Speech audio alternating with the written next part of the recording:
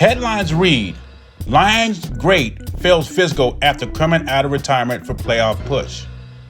This article is coming from Fox News from Ryan Canfield.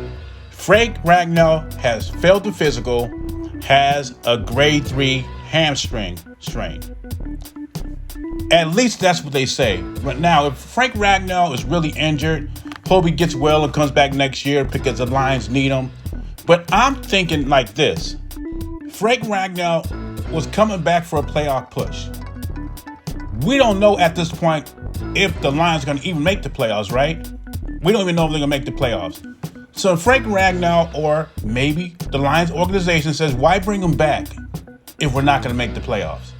Why even sign him if we're not going to make the playoffs? So all of a sudden, they lose the Packer game. Next thing you know, Frank Ragnow fails the physical. What a coincidence. That's just my thinking. Now, like I said at the beginning, if Frank Ragnow has a bad hamstring strain, I hope he gets well soon because we need him. But I'm very skeptical that he's injured. I think he's sitting out because he don't think the Lions are going to go anywhere. Watch, if the Lions make the playoffs, all of a sudden, Frank Ragnow will be healed. Watch, he will be healed if they make a playoff push.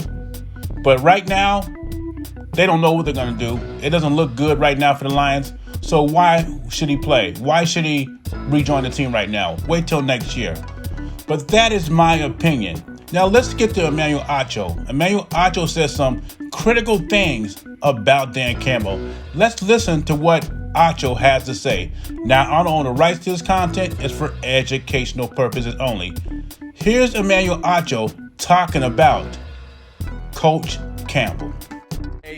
Dan Campbell in the news a lot because he's a great coach, but maybe taking too many risks. I'll let you guys take a look at this tweet. Ryan Knows Ball said Dan Campbell's a good coach, but he needs to stop with the fourth down gimmick thing. There's not a single reason not to kick a field goal on this play. Recklessly ruins the game for the Lions for the sake of maintaining identity. Dan Campbell is ruining the Lions. Why? It was 17-14 at midfield. He goes for it on fourth down. They don't get it. 2 plays later, the Packers go for a bomb. They get it. Now it's a 10-point game. Yeah. Like, y'all were only down by 3. Punt the ball, pin the Packers, make the Packers drive the distance. There are statistics to tell you everything you need to know about football. If an offense starts inside its 10, there's a 7% chance it scores. So if you punt the ball at midfield, now there's only a 7% chance or less that the Packers score. Instead, you want to go for it on fourth down at midfield. You don't get it, but here's the kicker. Midfield is where offense takes shots, and the Green Bay Packers are one of the biggest shot-oriented teams. So Dan Campbell, you go for it on fourth down, don't get it, leave the Packers a ball at midfield, 2 plays later, now it's a 10-point game instead of a 3-point game. Bro, it makes no sense.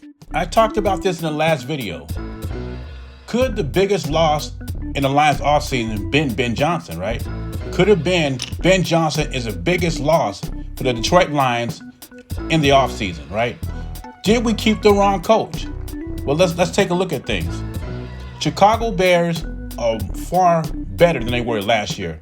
They're 8-3. The rushing attack is much better. The offensive line is starting to come together. And they shred the Eagles for 280 yards on the ground. And even the new Eagles acquired pass rusher, Jalen Smith, can do nothing about it. The ones the Lions fans were crying we should have got shredded out for 280 yards, right? The team. Now, what's the common denominator for all this, right? It's Ben Johnson. You call him Benedict Johnson, whatever. He's doing his thing in Chicago. So I got to question that. Did we get rid of the wrong coach? And I understand the Brad Holmes theory. Brad Holmes could have got us another defensive player, defensive end, a pass rusher. The funny thing about fans are everybody think they're an expert GM, right? Okay, if Brad Holmes get another defensive pass rusher that we wanted and we traded all our draft picks, what are they going to say? Well, why did Brad Holmes trade all our draft picks to get this guy? Especially if the guy underperforms. I like to see some of these content creators become a GM for a couple of months to see what they do, because they talk a lot of smack, yo. And it's not that easy. Regardless what Brad Holmes did not do, we still had a chance to win 3 or 4 of those games this year. Not to mention, we had a berth for the Super Bowl on the line, and Dan Campbell lost it for us. I know Reynolds dropped passes, but it should not have come to that. Kick the field goal, man. Kick the field goal or punt the ball. So is Dan Campbell ruining the Lions? No, he's not ruining the Lions, but what Emmanuel Acho's point is Yeah, we can keep our identity, but modify what you do. He has to play a smarter game. Call a smarter game. Our defense is not great, right? But when you do that on fourth down and you don't convert, it makes the defense worse. You put the defense in bad situations. Make them go 80 yards to score on us. We should have beat the Packers. We should have beat the Eagles. But Dan Campbell's theory is this: if I convert those fourth downs, I keep the offense on the field to keep the defense fresh. But he doesn't think about if he doesn't convert them. What is he, 0 for 6?